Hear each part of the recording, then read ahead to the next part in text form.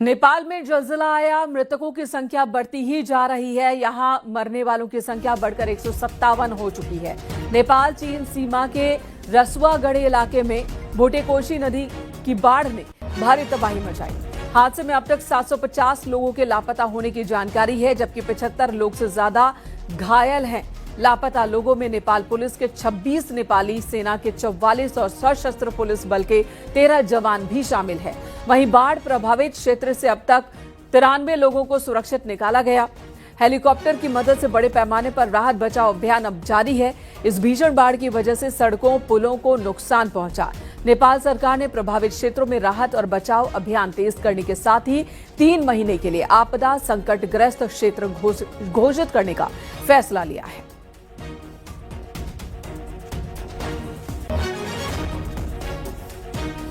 नेपाल में कल बाढ़ आई, तिब्बत में बाढ़ आई थी, जो पानी नेपाल में तबाही मचा गई। और देखिए जरा किस तरह का जलजला कल पूरे नेपाल में हाहाकार मचा रहा। मृतकों की संख्या बढ़ चुकी है। पहले ये खबर आई थी कि 95 लोगों की जान गई, लेकिन अब 100 से ज्यादा लोगों की मौत की पुष्टि हो चुकी है।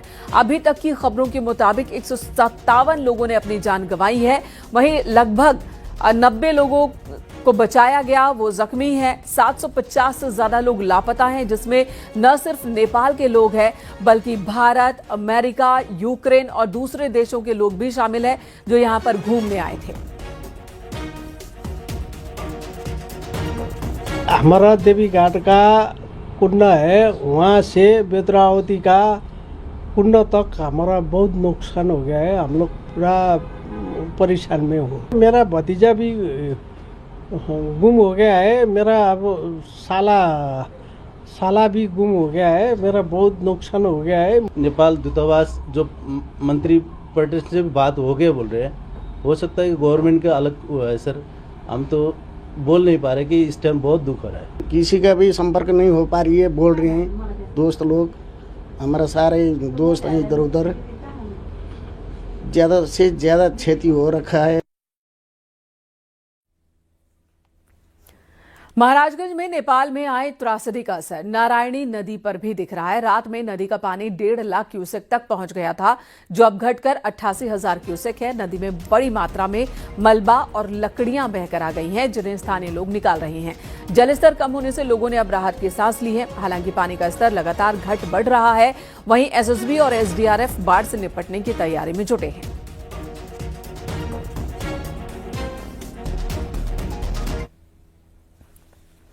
उधर कुशीनगर की स्थिति भी आपको दिखाते हैं। नारायणी नदी का जलस्तर अब घटने लगा है। लोगों ने राहत की सांस ली है। सुबह 7 बजे तक नदी का डिस्चार्ज 92,000 क्यूसेक दर्ज किया गया। गंडक बैराज के सभी फाटक खोल दिए गए। वहीं खड्डा तहसील के कई गांवों में बाढ़ का खतरा बना हुआ है। एनडीआरएफ, एसडीआरएफ, पीएसी और जल पुलिस की टीमें गांव में तैनात है। कुछ रास्तों पर पानी जमा है और लोगों ने रात जाग कर ही बिताई।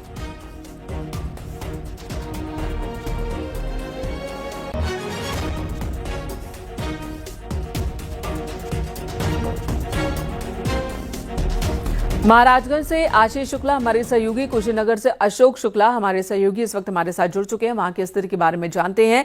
आशीष, सबसे पहले ये बताएं कि महाराजगंज में अब क्या कह रहा है प्रशासन?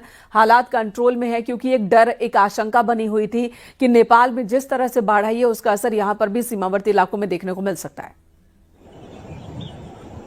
देखिए, बिल्कुल आपको बता दें नीलू कि जब भी नेपाल में कोई इस तरह के हादसा होता है तो उसका असर जो तराई का इलाका है महाराजगंज, जो पहाड़ों से आती है पानी और मलबा या फिर जो भी तबाही होती है, उसका असर महाराजगंज जनपद में सबसे पहले देखने को मिलता है। आपको बता दें एक वाकया, जब त्रिशूली नदी में बस गिरी थी और उस बस में काफी लोग हताहत हुए थे, काफी लोगों की डेड बॉडी तक नहीं मिली थी और उसकी डेड बॉडी कई दिनों बाद यही वो क्षेत्र है जहां पर आकर के फंसी थी और यहाँ की लोकल पुलिस ने बरामद किया था। और आपको बता दें कि अब रात में 1.5 लाख से अधिक क्यूसेक पानी का डिस्चार्ज हुआ था। यही वजह है कि बड़ी संख्या में लकड़ियां, मलबे नदी से बह करके यहाँ पर आए थे।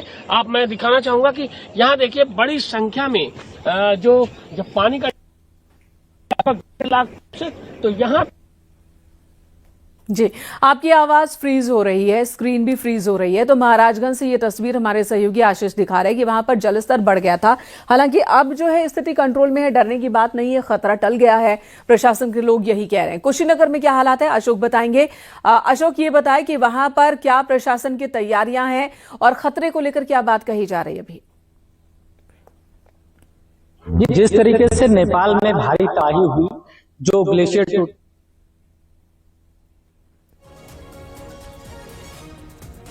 जी,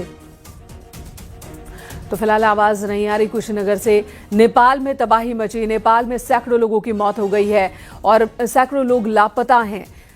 काफी नुकसान नेपाल को पहुंचा है, इंफ्रास्ट्रक्चर को भी नुकसान पहुंचा है। नेपाल की सरकार राहत बचाव कार्य चला रही है। भारत की सरकार ने भी नेपाल को हर संभव मदद की बात कही है। कहा जा रहा है कि चीन की धोखे की वजह से ही नेपाल में तबाही मची है। चीन ने वक्त रहते नेपाल को चेताया नहीं था और नेपाल के प्रशासन को, सरकार को मदद, राहत बचाव शुरू करने और रेस्क्यू ऑपरेशन चलाने का वक्त ही नहीं मिला, तैयारी का वक्त नहीं मिला, लोगों को उन इलाकों से हटाने का वक्त नहीं मिला, जिसकी वजह से ये नुकसान पहुंचा है। ये बात कही जा रही है। चीन ने 45 मिनट की देरी की नेपाल को फ्लड के बारे में जानकारी देने में, जिसका खामियाजा नेपाल भुगत रहा है। आशंका सीमावर्ती इलाकों में भारत में भी थी कि यहां पर भी पानी कहर बरपा सकता है। खासकर बिहार में रुक्सौल वाला इलाका है और महाराजगंज का इलाका है, यूपी में कुशीनगर का इलाका है, यहां पर यूपी में, जहां पर नदी का जलस्तर बढ़ गया था। लेकिन अब राहत की बात यह है कि यहां पर पानी कंट्रोल कर लिया गया है और कोई डर वाली बात नहीं है। प्रशासन की ओर से यही कहा जा रहा है। महाराजगंज से हमारे सहयोगी एक बार फिर रुक करेंगे आशीष का। आशीष, ये बताएं, आप दिखा रहे थे कि परिस्थिति इस वक्त क्या है, दिखाएं जरा। बिल्कुल मेनका, मैं वही बता रहा हूं कि जब भी नेपाल में इस तरह के कोई हादसे होते हैं तो उसका असर महाराजगंज जनपद में जरूर पड़ता है। और जो नारायणी नदी है, ये वही त्रिशूली नदी से कनेक्ट होकर के यहाँ पर आती है और गंडक बन करके फिर आगे जाती है। तो मैं इस वक्त वहीं पे खड़ा हूँ। 1.5 लाख क्यूसेक का डिस्चार्ज रात में हुआ था। इसकी वजह से काफी बड़ी संख्या में लकड़ी और मलबा आया था और जो रेत था वो उसका एक बहुत बड़ा चट्टान आप मेरे पीछे देख सकते हैं कि बन गया है। तो कहीं न कहीं जो नेपाल का जो अनुमान था कि 3 लाख क्यूसेक पानी का डिस्चार्ज होगा, वो कम होकर 1.5 लाख तक पहुंचा था। और इसी वजह से जो निचले इलाके हैं उसको प्रशासन ने था और अब लोगों ने राहत की सांस ली है, प्रशासन के अधिकारियों ने भी राहत की सांस ली है। आपको बता दें, अगर बाढ़ पूर्व तैयारियों की तो लगातार जिलाधिकारी और जो अधिकारी हैं वो मॉनिटरिंग कर रहे थे। एडीएम जो आपदा के अधिकारी हैं उन्होंने भी रात में कैंप किया था और एसडीआरएफ, एनडीआरएफ, एसएसबी, पुलिस, सभी लोग मिलकर के इस जो त्रासदी थी उससे निपटने की तैयारी थी। लेकिन गनीमत ये है, राहत भरी खबर ये है कि अब नारायणी नदी का जलस्तर नीचे हो रहा है। हालांकि सुबह ये राहत की बात है कि जलस्तर नीचे हो रहा है, कई जगहों पर बैराज खोले गए और पानी को कंट्रोल किया गया। धन्यवाद आपका इस वक्त पूरी जानकारी देने के लिए। दोनों ही सहयोगियों का, अशोक और आशीष, दोनों का ही बहुत बहुत धन्यवाद। तो महाराजगंज, कुशीनगर, दोनों ही जगहों पर स्थिति कंट्रोल में है। नेपाल में आई भीषण बाढ़ के बाद उत्तर प्रदेश सरकार ने नेपाल में फंसे यूपी के नागरिकों की मदद के लिए कवायद तेज कर दी है। मुख्यमंत्री के निर्देश पर एक कंट्रोल रूम बनाया गया, साथ ही यूपी के लोगों के लिए हेल्पलाइन नंबर भी जारी किया गया है। यह नंबर है 1070, जिसके जरिए नेपाल में फंसे लोगों के परिजन मदद के लिए संपर्क कर सकते हैं।